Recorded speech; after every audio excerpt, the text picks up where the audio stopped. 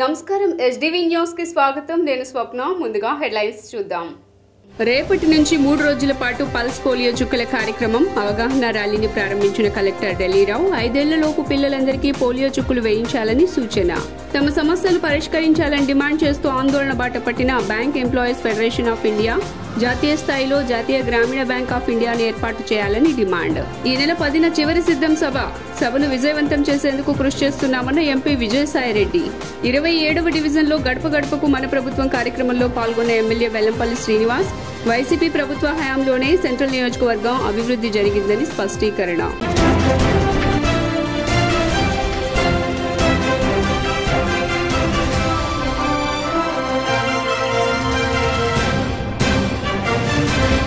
ఇక డీటెయిల్స్ చూస్తే 2 పోలియో చుక్కలతో అంగవైకల్యాన్ని అరికట్టవచ్చునని ఎన్టీఆర్ జిల్లా కలెక్టర్ ఢిల్లీరావు అన్నారు.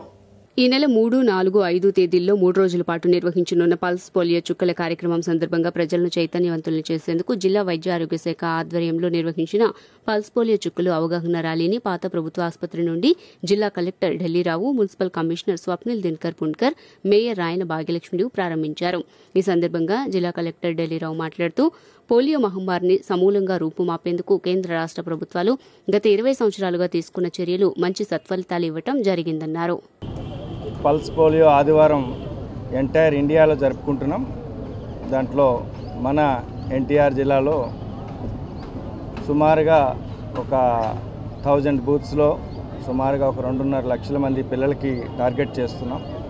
దాంట్లో భాగంగా ఈరోజు ఒక అవగాహన ర్యాలీ అనేది ఓల్డ్ జీజీహెచ్లో ఏర్పాటు చేసుకోవడం, దానికి మన గౌరవ మేయర్ గారు మేడం రావడం, ఇతర అధికారులు, మా commissioner VMC, DMHO, immunisation officer, superintendent GGH, well known physician doctor Samaram garu, ఇతర అధికారులందరూ కూడా, రాష్ట్ర స్థాయి అధికారులు అండ్ మీడియా మిత్రులు అందరూ కూడా అనేటువంటిది ఇక్కడికి వచ్చున్నారు.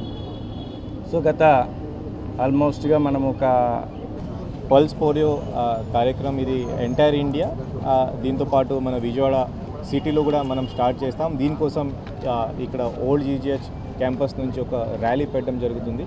ఇది ఎందుకని అంటే అవేర్నెస్ ఈ పల్స్ పోలియో ప్రోగ్రామ్ గురించి పెరగాలి. సో దీంట్లో మనకి టార్గెట్ విజయవాడ సిటీ వరకు 1,50,000 వరకు, అంటే ఏదైనా పిల్లలు ఒక 0 to 5 years 5 సంవత్సరం వరకు పిల్లలు తీసుకుని మీరు ఈ 376 బూత్స్ మీరు తీసుకురావచ్చు. మరి ముఖ్యంగా టార్గెట్ గ్రూప్స్ అంటే రైల్వేస్ దగ్గర, లేకపోతే బస్ స్టాప్స్ దగ్గర, అంటే ఫుట్పాత్ మీద పట్టుకున్న వాళ్ళు, లేకపోతే అక్కడ ఉన్న పూర్ ఫ్యామిలీస్, దీనికి మరీ మనం టార్గెట్ అనగా ఆదివారం నాడు మనకి 3వ తారీఖున పల్స్ పోలియో అన్నది మన ఎన్టీఆర్ జిల్లాలోన విజయవాడ నగరంలోన నిర్వహించుకోవటం జరుగుతుంది.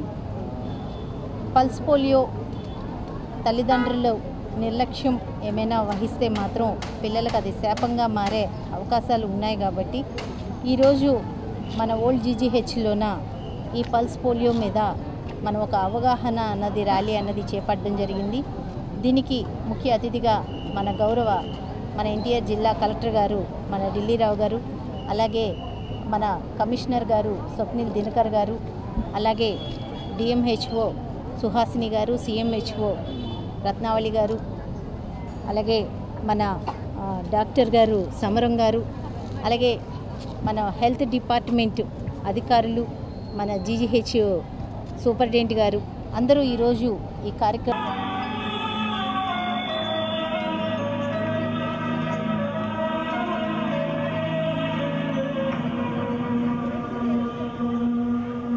జాతీయ స్థాయిలో జాతీయ గ్రామీణ బ్యాంక్ ఆఫ్ ఇండియాను ఏర్పాటు చేయాలని bank employees federation of India R Vijay Kumar demand చేశారు.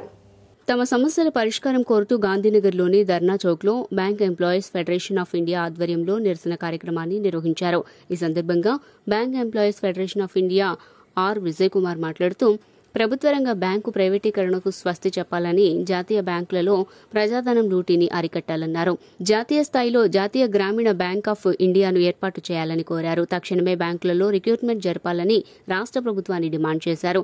టెంపరరీ, క్యాజువల్ ఉద్యోగులందరినీ పర్మనెంట్ చేయాలని, అవుట్సోర్సింగ్ ను నిలిపివేయాలన్నారు. ఖాతాదారులకు మెరుగైన సేవలు అందేలా చర్యలు చేపట్టాలని డిమాండ్ చేశారు. విజయవాడ నగరంలో ధర్నా జరుగుతూ ఉంది. దీంట్లో ప్రధానమైనటువంటి డిమాండ్స్ ఈ రోజున బ్యాంకింగ్ సెక్టార్లో స్టాఫ్ షార్టేజ్తో తీవ్రమైనటువంటి ఇబ్బందులు ఫేస్ చేస్తూ ఉన్నాం. ఖాతాదారులు కూడా పూర్తి స్థాయిలో సర్వీసెస్ ఇవ్వలేని పరిస్థితుల్లో బ్యాంకింగ్ వ్యవస్థ ఉన్నది. కాబట్టి బ్యాంకింగ్ వ్యవస్థలో ఉన్నటువంటి అన్ని ఉద్యోగ ఖాళీలని భర్తీ చేయాలని చెప్పి డిమాండ్ చేస్తూ ఉన్నాం. దాంతోపాటుగా టెంపరీ క్యాజువల్ ఎంప్లాయీస్గా ఉన్నటువంటి వాళ్ళు వేళ్ల తరబడి పనిచేస్తూ ఉన్నారు. వాళ్ళందరినీ కూడా రెగ్యులరైజ్ చేయాలని చెప్పి డిమాండ్ చేస్తూ ఉన్నాం. రెగ్యులరైజ్ చేసే వరకు వారికి కనీస వేతనాలు కూడా పే చేయాలని చెప్పి కోరుతా ఉన్నాం. అట్లాగే ఉద్యోగులు, కొత్త తరం ఉద్యోగులు 2010 తర్వాత చేరినటువంటి వాళ్ళకి గ్యారంటీడ్ పెన్షన్ లేదు. కాబట్టి నూతన పెన్షన్ విధానం ఏదైతే ఉందో దాన్ని రద్దు చేసి దాని ప్లేస్లో అందరికీ కూడా పాత పెన్షన్ విధానాన్ని కొనసాగించాలనే డిమాండ్ కూడా ఈ పోరాటంలో ఉన్నటువంటి పరిస్థితి ఉంది. అట్లాగే ఈ రోజున నిరుద్యోగ యువతకి ఎన్నికలప్పుడు చాలా వాగ్దానాలు చేస్తూ ఉన్నారు. కోట్లాది ఉద్యోగాలు కల్పన చేస్తామని చెప్తా ఉన్నారు. కానీ ఆచరణలో మాత్రం ఉన్న ఉద్యోగాలకు ఎసరు పెడుతున్నటువంటి పరిస్థితి చూస్తూ ఉన్నాం. వాళ్ళ బ్యాంకింగ్ సెక్టార్లో కూడా ఫిక్స్డ్ టర్మ్ ఎంప్లాయ్మెంట్ పేరు మీద 4 సంవత్సరాల కాల సెంట్రల్ నియోజకవర్గంలో అభివృద్ధి శరవేగంగా జరుగుతోందని ఎమ్మెల్యే వెల్లంపల్లి శ్రీనివాసరావు అన్నారు. వైఎస్ఆర్సీపీ సెంట్రల్ నియోజకవర్గ సమన్వయకర్త మాజీ మంత్రి ఎమ్మెల్యే వెల్లంపల్లి శ్రీనివాసరావు జగనన్న రావాలి సీనన్న రావాలి కార్యక్రమంలో భాగంగా 27 డివిజన్ గులాబీతోట ప్రాంతాల్లో స్థానిక ఎమ్మెల్యే మల్లాది విష్ణు, స్థానిక డివిజన్ కార్పొరేటర్ కొండాయిగుంట మల్లేశ్వరి బలరాం తదితరులతో కలిసి ప్రతి ఇంటికి వెళ్లి కరపత్రం ఇస్తూ ప్రజలతో మాట్లాడుతూ పర్యటించారు. ఈ సందర్భంగా వెల్లంపల్లి మాట్లాడుతూ ప్రతి ఇంటికి వెళ్తుంటే మంచి స్పందన వస్తోందని, గులాబీతోట రోడ్డు వైనింగ్కి కృషి చేస్తామని హామీ ఇచ్చారు. ఈ ప్రాంత ప్రజలకు అమరావతిలో ఇల్లు ఇచ్చామని బోండా ఉమా చంద్రబాబుతో కలిసి అడ్డుకున్నారన్నారు. ఇళ్ల స్థలాలు రావడం జరిగింది. వాళ్ళందరికీ కూడా ఇక్కడ డబుల్ బాజీ ఒకడు ఉన్నాడు, ఇక్కడ బోండా ఉమా అని చెప్పని, వాడు ఆ స్థలాల్ని దుర్మార్గంగా కోర్టులో వేయించి పేదవారికి ఇళ్ల స్థలాలు జగన్మోహన్ రెడ్డి గారితో న్యాయం జరగకూడదని చెప్పి కోర్టులో వేయించి స్టే తీసుకొచ్చాడు. వాడు వచ్చి ఇక్కడ చెప్తారు, ఈ అమరావతిలో స్థలాలు మీకు రావు, మేము కోర్టులో మేము గెలిచామంటారు. సిగ్గుందా నీకు? ఎవరైనా పేదవారికి ఇళ్ల స్థలాలు ఇస్తే కోర్టుకు వెళ్తావా? మీరు మీ చంద్రబాబు నాయుడు ఎప్పుడు కూడా ఇళ్ల స్థలాలు ఇవ్వాలని ఆలోచన చేయలేదు, మంచి చేయాలని ఆలోచన చేయలేదు. ఎంత దుర్మార్గంగా బోండవమ్మా, నువ్వు పేదవారికి ఇల్లు ఇస్తే చూడలేవు. నువ్వుకి మాత్రం ప్యాలెస్లు కావాలి, పెద్ద పెద్ద బిల్డింగులు కావాలి. పేదవారికి సొంత ఇల్లు ఉంటే మాత్రం కోర్టు స్టేకి వెళ్తారు. బుద్ధి జ్ఞానం లేదు. ఏ విధంగా వచ్చి ఓటు హక్కు అడుగుతావు నువ్వు ఇక్కడ? అసలు మీకు ఈ అమరావతిలో ఇళ్ల స్థలాలు ఇచ్చిన ఇంటికి వచ్చి ఓటు హక్కు అడిగే నైతిక హక్కు ఉందా మీకు? ఈరోజు జగన్మోహన్ రెడ్డి గారు అమరావతిలో అది డెవలప్ చేయాలని చెప్పని అక్కడ ఉన్న ప్రజానికానికి ఇంకా ప్రజలు పెరిగితే అక్కడ ఇంకా అభివృద్ధి జరుగుతుందని చెప్పి ఒక ఆలోచనతో ముందుకెళ్ళి స్థలాలు ఇస్తే అక్కడ పేదవారు ఉండడానికి వీలు లేదని చెప్పని కోర్టుకి వెళ్ళి స్టే తీసుకోవడం ఎంతవరకు సమంజసం? కానీ మేము న్యాయంగా చెప్తున్నాం, మేము రూల్స్ ప్రకారం ఇచ్చాం.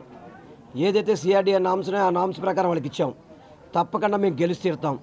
చంద్రబాబు బోండోమాలు ఉంటాడు, ఎంతమంది ఎదవలు అడ్డు వచ్చినా కానీ మేము గెలిచి తీరుతాం. అక్కడ తప్పకుండా పేదవారికి అమరావతిలో ఇళ్ల స్థలాల్లో నిర్మాణం చేసి వాళ్ళకి ఇళ్ళు గృహప్రవేశాలు చేసే విధంగా మేము చేసే వరకు మేము తోడుకుంటాం తెలియపరుచుకుంటున్నాం.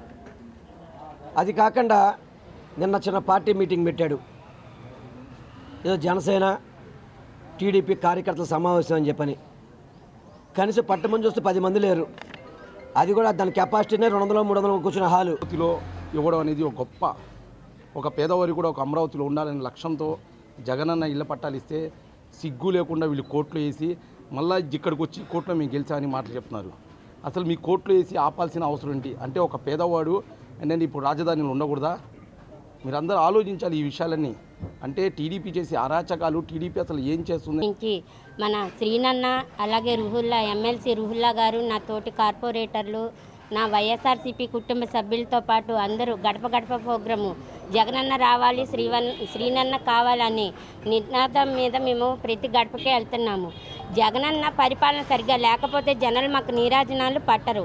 ఎందుకంటే తెలుగుదేశం ప్రభుత్వం, జనసేన మీరు గుర్తుపెట్టుకోవాలి, మాకు ప్రతి గడప గడపకి ప్రతి సందుకు వెళ్తుంటే మాకు నీరాజనాలు పడుతున్నారు. ఎందుకంటే అమ్మ మీ ఇంట్లో అన్ని సంక్షేమాల పథకాలు అందుతున్నాయి అంటే ప్రతి ఒక్కళ్ళు అందుతున్నాయి అని చెప్తున్నారు. అలాగే జగన్ సైతాన్ పాలన పోవాలి, పవన్ కళ్యాణ్ చంద్రబాబుల మంచి పాలన రావాలని జనసేన నేత పోతిన మహేష్ అన్నారు.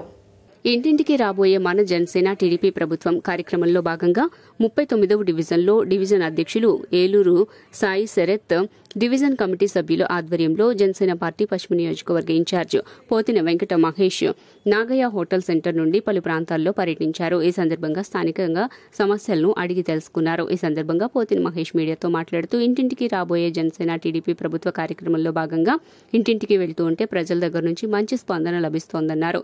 అని ప్రజలందరూ కూడా జనసేన టీడీపీకి మద్దతిస్తున్నారని తెలిపారు.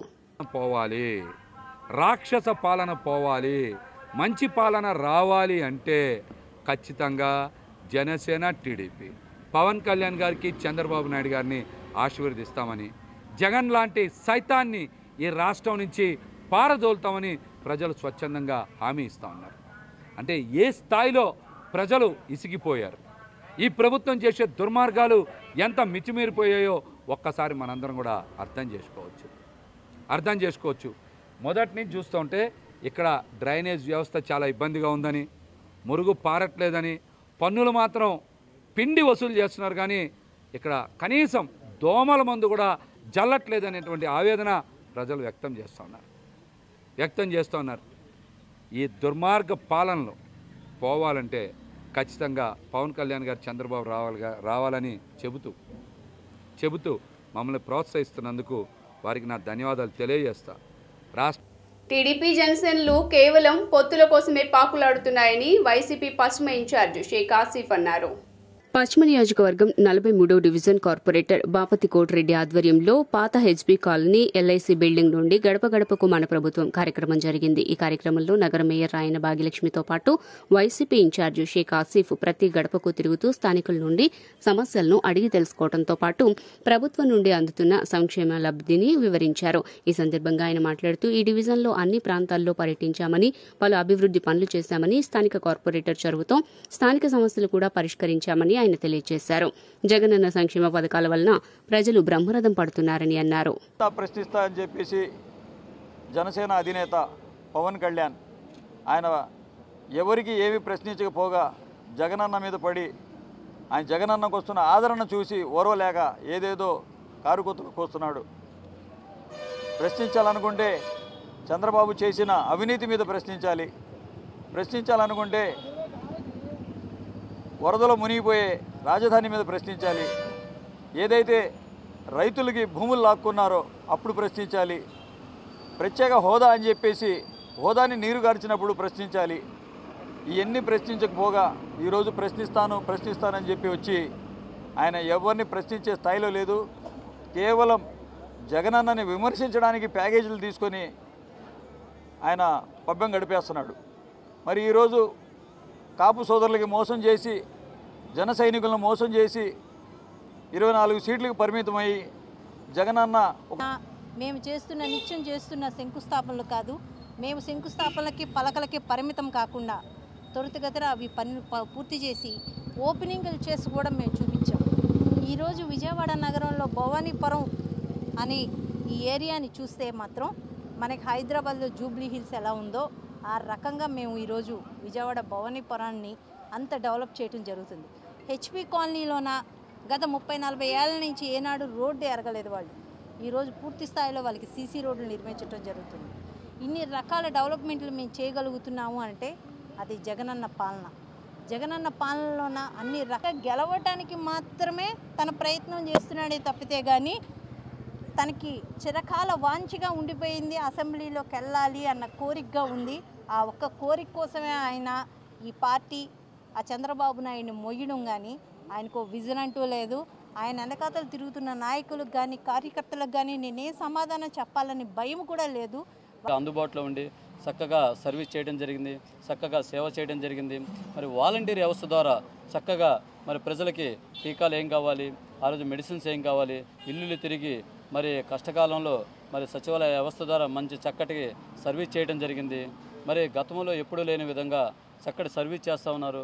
ఈరోజు పండు ముసలివారు చెప్తా ఉన్నారు, సీఎం జగన్మోహన్ రెడ్డి మళ్ళీ సీఎం జగన్మోహన్ రెడ్డి గారే రావాలి, ముఖ్యమంత్రిగా ఆయనే ఉండాలి అని చెప్తా ఉన్నారు. ఎందుకు అలా చెప్తున్నారని అడిగితే మరి గతంలో మేము మమతా బెనర్జీ ప్రభుత్వ వైఖరికి నిరసనగా ఎన్టీఆర్ జిల్లా బీజేపీ ఆధ్వర్యంలో ధర్నా చౌక్లో ధర్నా చేపట్టారు.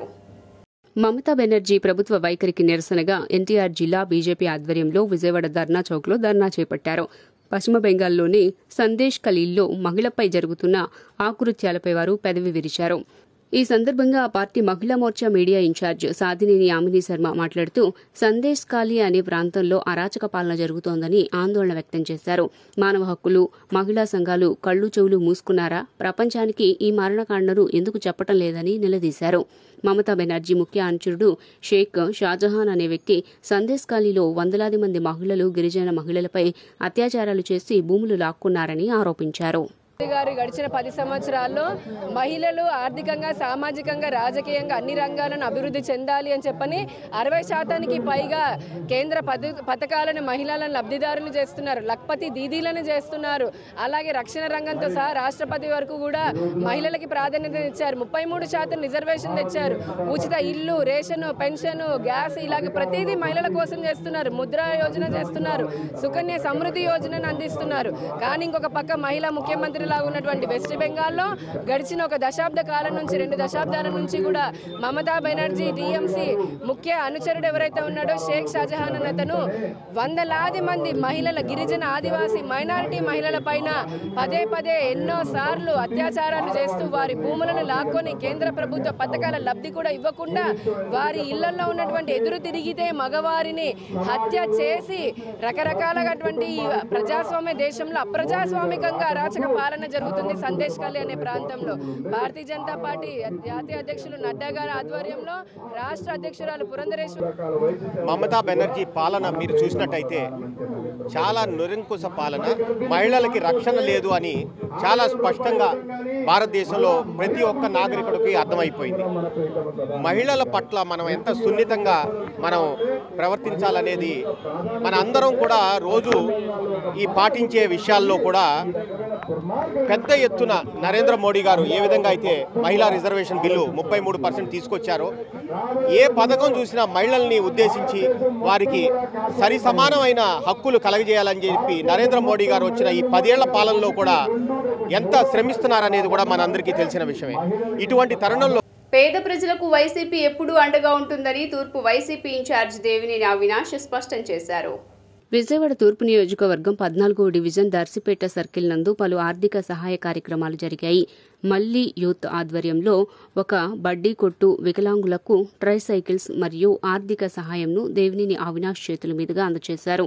ఈ సందర్భంగా అవినాష్ మాట్లాడుతూ నియోజకవర్గంలో ఎవరికి ఏ సహాయం కావాలన్నా అందించేందుకు వైసీపీ శ్రేణులు ఎప్పుడూ ముందుంటారని పేర్కొన్నారు. దేవినేని నెహ్రూ చారిటబుల్ ట్రస్ట్ ద్వారా కూడా అనేక సేవా కార్యక్రమాలు చేపడుతున్నామని పేర్కొన్నారు. ఈ కార్యక్రమంలో డివిజన్ కార్పొరేటర్ చింతల సాంబయ్య మరియు వైసీపీ శ్రేణులు పాల్గొన్నారు. ప్రేమతో ఆయన పేరు మీద మంచి కార్యక్రమాలు చేయాలని చెప్పని ఈరోజు నెహ్రూ గారికి ఉన్న ఆస్తి, ఈరోజు నెహ్రూ గారు వెంట ఉన్న మనుషులు కానివ్వండి, ఆయన సన్నిహితులు కానివ్వండి, ఆయన స్నేహితులు కానివ్వండి, చాలామంది గారు ఈరోజు ఆయన పేరు గుర్తుండిపోయే విధంగా ఆయన పేరు మీద వాళ్ళ రూపాయి గారు ఆయన పేరు మీద కార్యక్రమాలు చేసి, సేవా కార్యక్రమాలు చేయాలని చెప్పిన మంచి ఉద్దేశం ఈరోజు మల్లి గారిని చూస్తే మా అందరికీ చాలా సంతోషంగా ఉంది.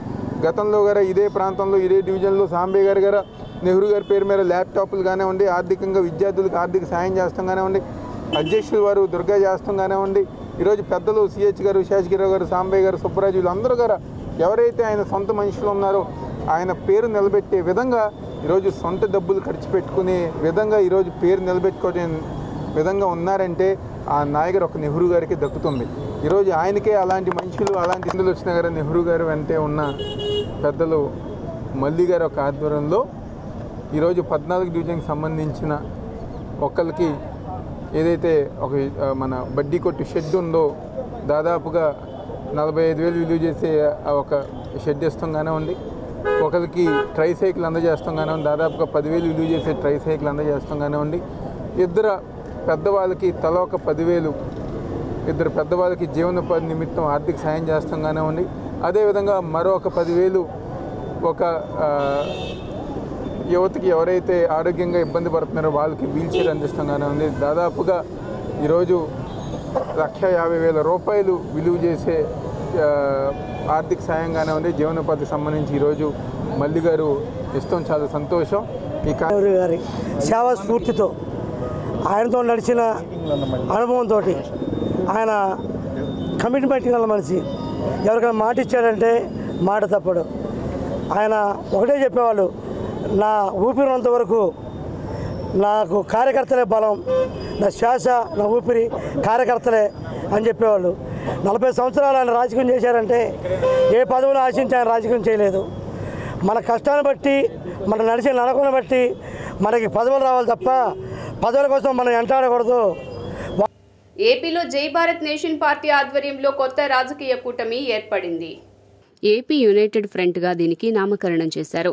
ఈ కూటమి కన్వీనర్గా జై భారత్ నేషనల్ పార్టీ అధ్యక్షుడు వివి లక్ష్మీనారాయణ ఎన్నికయ్యారు. ఈ సందర్భంగా శుక్రవారం నాడు ఆయన విజయవాడ ప్రెస్ క్లబ్లో విలేకరులతో మాట్లాడారు. రాష్ట్రానికి ప్రత్యేక హోదా, విభజన హామీలు, పోలవరం ప్రాజెక్టు నిధులు, ప్రత్యేక రైల్వే జోన్ సాధించడంలో పాలక ప్రతిపక్షాలు పూర్తిగా విఫలమయ్యాయని విమర్శించారు.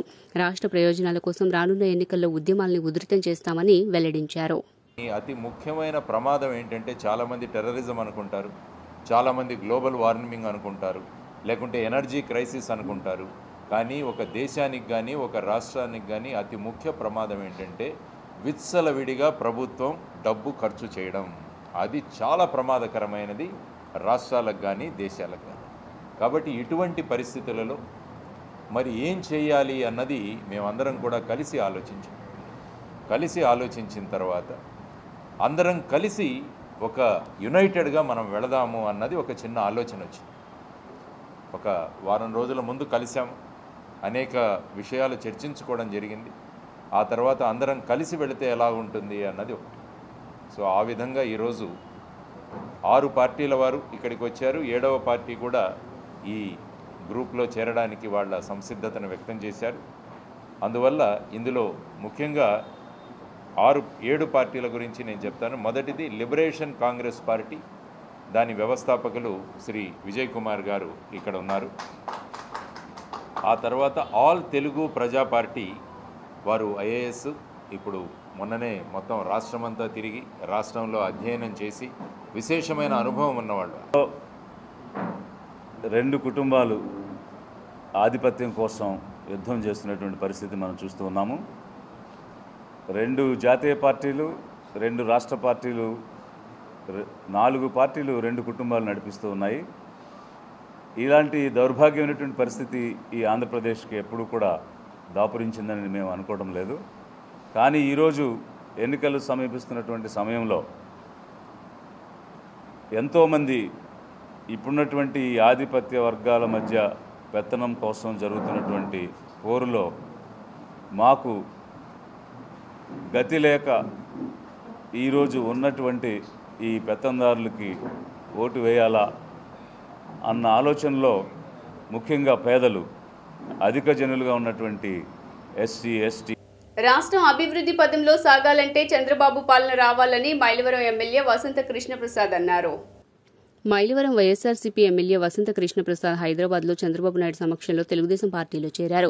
ఆయనకు చంద్రబాబు పార్టీ కండువా కప్పి తెలుగుదేశంలోకి సాదరంగా ఆహ్వానించారు. హైదరాబాద్లోని చంద్రబాబు నివాసంలో వసంత కృష్ణప్రసాద్ పార్టీలో చేరారు. వసంత కృష్ణప్రసాద్తో పాటు మైలవరం నియోజకవర్గ వైఎస్ఆర్సీపీ ఎంపీటీసీలు, కౌన్సిలర్లు, సర్పంచ్లు, పార్టీ ముఖ్య నేతలు తెలుగుదేశంలో పెద్ద ఎత్తున చేరారు. వారిలో ఓ ఎంపీపీ, 2 వైస్ ఎంపీపీలు, 12 మంది సర్పంచ్లు, 6 ఎంపీటీసీ సభ్యులు, 7 సొసైటీ సభ్యులు, 2 మండలి పార్టీ అధ్యక్షులతో పాటు మరో 4 మున్సిపల్ వార్డు కౌన్సిలర్లు ఉన్నారు. వారి నాయకత్వంలో ఈ రాష్ట్రం పురోభివృద్ధి చెందాలని, వారికి నాకు వైఎస్ఆర్ కాంగ్రెస్ పార్టీలో జగన్మోహన్ రెడ్డి గారిని స్వయంగా పిలిచి టికెట్ ఇస్తామని చెప్పి అన్ని వనరులు సమకూరుస్తామని చెప్పినా కూడా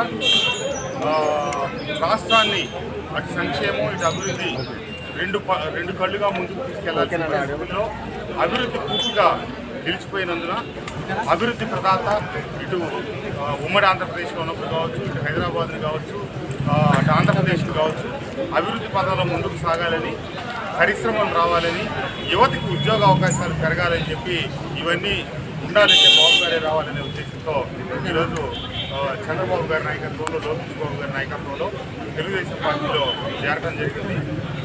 మైలవరం నియోజకవర్గంలో గడిచిన 6 సంవత్సరాలుగా వైఎస్ఆర్ కాంగ్రెస్ పార్టీ నాయకుడిగా నేను పార్టీ నిర్మాణానికి, అభివృద్ధికి ఎంత ముందు చేశాను. కానీ పార్టీ సరైన ప్రాధాన్యత కానీ నియోజకవర్గాన్ని అభివృద్ధి చేయడానికి తగిన నిధులు ముఖ్యమంత్రి జగన్మోహన్ రెడ్డి గారు కేటాయించినప్పటికీ నేను శాసనసభ్యుడిని అయిన తర్వాత 5 సంవత్సరాల పాటు మా నియోజకవర్గానికి కావాల్సినటువంటి రకరకాల అభివృద్ధి పనులకు వారికి నేను నెల్లూరులో వైకాపా కీలక నేత వేమిరెడ్డి ప్రభాకర్ రెడ్డి ఆయన సతీమణి టీడీపీలో చేరారు. ఇటీవలే వైకాపాకు వేమిరెడ్డి ప్రభాకర్ రెడ్డి రాజీనామా చేసిన విషయం తెలిసిందే. ప్రభాకర్ రెడ్డితో పాటు నెల్లూరు జిల్లాకు చెందిన పలువురు కార్పొరేటర్లు, సర్పంచులు తెదేపాలో చేరారు. నెల్లూరు పీవీఆర్ కన్వెన్షన్లో ఏర్పాటు చేసిన కార్యక్రమానికి భారీగా తెదేపా జనసేన కార్యకర్తలు హాజరయ్యారు. ఈ సందర్భంగా కార్యకర్తలను ఉద్దేశించి చంద్రబాబు మాట్లాడారు. వేమిరెడ్డి ప్రభాకర్ రెడ్డి అజాతశత్రువు ఆయన, ప్రజాసేవకు మారుపేరు, యుద్ధానికి సై అంటూ అంతా ముందుకొస్తున్నారు. వేమిరెడ్డి రాకతో సునాయాసంగా గెలవబోతున్నాం. ప్రజలకు సేవ చేసే ఏకైక ఉద్దేశంతోనే వేమిరెడ్డి పార్టీలోకి వచ్చారన్నారు. నెల్లూరు కార్పొరేషన్ మొత్తం ఖాళీ అయిందన్నారు. మార్చి 10న జరగబోయే చివరి సిద్ధం సభను విజయవంతం చేసేందుకు మేమంతా సిద్ధంగా ఉన్నామని ఎంపీ విజయసాయిరెడ్డి అన్నారు. విజయవంతమవుతుంది. దీని ట్రాన్స్పోర్ట్కు సంబంధించి మొత్తం ఆ ఏర్పాట్లన్నీ కూడా మధ్య శ్రీనివాసరావు గారు చూస్తున్నారు. సభా ప్రాంగణం, సభలో ఉన్నటువంటి ఏర్పాట్లన్నింటినీ కూడా తలసిల్ రఘురామ్ గారు చూస్తున్నారు. అలా ఒక్కొక్క యాక్టివిటీ అన్నటువంటిది ఒక్కొక్కరు చూసుకుంటూ ఈ యొక్క సభ విజయానికి ప్రతి ఒక్కరం కలిసికట్టుగా పనిచేస్తున్నామని మీ అందరికీ తెలియజేసుకుంటూ సెలవు తీసుకుంటాం. మార్చి 10వ తేదీన జరగబోయే చివరి సిద్ధం సభకు 15 లక్షల మందికి పైగా స్వచ్ఛందంగా తరలివచ్చేందుకు సిద్ధంగా ఉన్నారని, వారి సౌకర్యాలకు అన్ని విధాలుగా ఏర్పాట్లు చేస్తున్నామని ఎమ్మెల్యే బాలినేని అన్నారు. 15 లక్షల మంది టార్గెట్గా పెట్టుకోవడం జరుగుతుంది. ఖచ్చితంగా ప్రజలందరూ కూడా జనం అందరూ కూడా ఈరోజు జగన్మోహన్ రెడ్డి గారు పెట్టే సభలకి మీరు ఒక్కటి చూస్తున్నారు. మొదటి సభ కంటే రెండో సభకి ఎక్కువ రావటం, తర్వాత మూడో సభకి ఎక్కువ రావటం, మరి చివరి సభ చివరి సభ మరి 10వ తేదీన జరుగుతుంది. ఖచ్చితంగా ఈ సభ సక్సెస్ అవుతుందని కూడా తెలియజేసుకుంటా ఉన్నాం. 42 నియోజకవర్గాలకు సంబంధించినటువంటి ఎమ్మెల్యేలు, అలాగే ఇన్ఛార్జీలు, సమన్వయకర్తలు అందరూ కూడా, నాయకులు, కార్యకర్తలు సమయంతో పనిచేసి ఖచ్చితంగా కూడా ఈ సభను సక్సెస్ చేస్తారని కూడా నేను భావిస్తూ ఉన్నా. మా ప్రకాశం జిల్లా నుంచి, ఓల్డ్ ప్రకాశం జిల్లా నుంచి అత్యధికంగా ఈ సభకు హాజరవుతారని కూడా తెలియజేసుకుంటా ఉన్నాం. ముఖ్యమంత్రి గారి సభకి అందరూ కూడా వచ్చేదానికి సిద్ధంగా ఇప్పటి నుంచి అడుగుతున్నారు. సార్, ఈ సభకి మాకు ఏమైనా వెహికల్స్ ప్రొవైడ్ చేస్తారని కూడా అడుగుతూ ఉన్నారు. కానీ కొంతమంది స్వచ్ఛంగా వచ్చేదానికి కూడా రెడీగా అవుతూ ఉన్నారు. వార్తలు ముగించే ముందు హెడ్లైన్స్ మరోసారి. రేపటి నుంచి 3 రోజుల పాటు పల్స్ పోలియో చుక్కల కార్యక్రమం అవగాహన ర్యాలీని ప్రారంభించిన కలెక్టర్ ఢిల్లీరావు 5 ఏళ్లలోపు పిల్లలందరికీ పోలియో చుక్కులు వేయించాలని సూచన. తమ సమస్యలు పరిష్కరించాలని డిమాండ్ చేస్తూ ఆందోళన బాట పట్టిన bank employees federation of India. జాతీయ స్థాయిలో జాతీయ గ్రామీణ బ్యాంక్ ఆఫ్ ఇండియాని ఏర్పాటు చేయాలని డిమాండ్. ఈ నెల 10న చివరి సిద్ధం సభను విజయవంతం చేసేందుకు కృషి చేస్తున్నామన్న ఎంపీ విజయసాయిరెడ్డి. 27వ డివిజన్లో గడప గడపకు మన ప్రభుత్వం కార్యక్రమంలో పాల్గొన్న ఎమ్మెల్యే వెల్లంపల్లి శ్రీనివాస్. వైసీపీ ప్రభుత్వ హయాంలోనే సెంట్రల్ నియోజకవర్గం అభివృద్ధి జరిగిందని స్పష్టీకరణ. ఎస్డీవీ న్యూస్ ఇంతటితో సమాప్తం. తిరిగి వార్తల్లో మళ్ళీ కలుద్దాం. అంతవరకు సెలవు. నమస్కారం.